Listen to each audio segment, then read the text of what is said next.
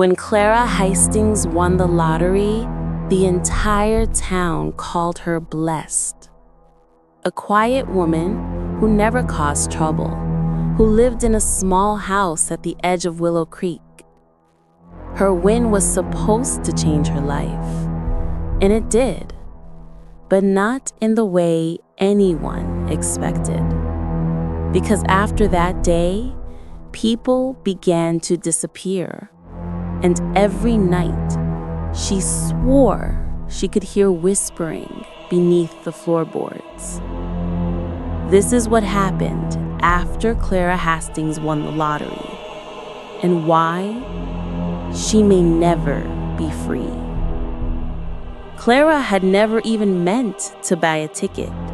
It was her late mother's birthday, and the number felt familiar, almost like a whisper from the past. When her numbers matched, she didn't scream. She just smiled, quietly, like she'd been expecting it. The town cheered her name. Reporters camped outside her gate, and for the first time in years, her mailbox was full. But as the excitement faded, Clara began to notice something strange. Every letter of congratulations looked written by the same hand.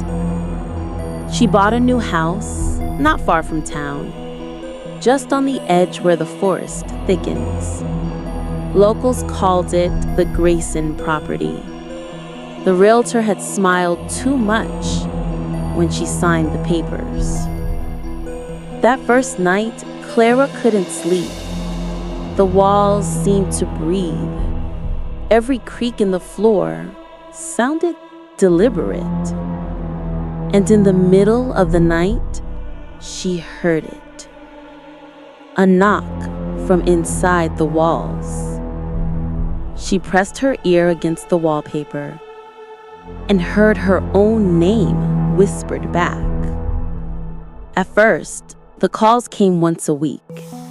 No voice, just static. Then came breathing, and one night, someone said, "You still owe us." She called the police, but when they traced the number, it led back to her own phone line. They said it was a technical glitch. But Clara started noticing that each time she answered, the lights dimmed, just for a moment, like something else was listening too. Then, people began to vanish. The postman, her neighbor, even the realtor, all last seen near her property. And though the police searched everywhere, there was something they never checked. The cellar. She found a box. Inside, pieces of paper, lottery tickets, all identical to hers. Each one marked with the same winning numbers. The whispering grew louder. Sometimes it came from the mirror, sometimes from under the bed, always saying the same thing. You didn't win. We chose you. Clara began covering mirrors with sheets, unplugging phones, locking every door.